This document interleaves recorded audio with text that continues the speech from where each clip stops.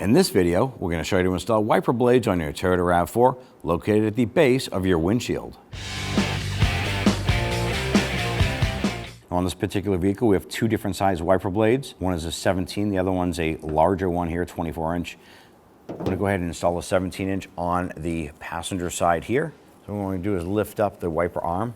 We're going to fold out the wiper arm, and right on the underside here, there's going to be a little spring clip. You can actually push up on this and then push the wiper blades down the arm and undoing it from the hook or removing it from the hook. Slowly lower that down onto the glass. Don't let it drop because it is spring loaded and can shatter your windshield. Go ahead and take the new wiper. The connection here has an open port on the front side.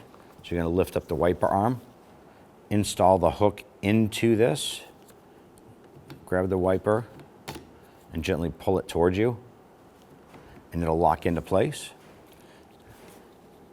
Should be two little protective white caps here on each end of the wiper blade. Go ahead and set that down. Let's go ahead and replace the driver's side.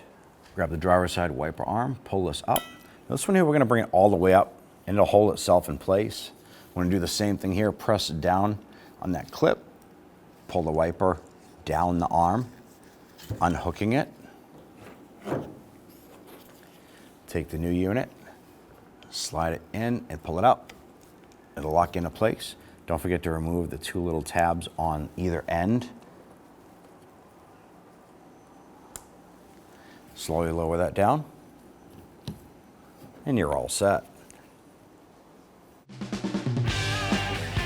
When only the best will do, demand TRQ. The only company that lets you view before you do. TRQ is committed to offering the highest quality aftermarket auto parts that are engineered for peace of mind. Thanks for using and viewing with TRQ.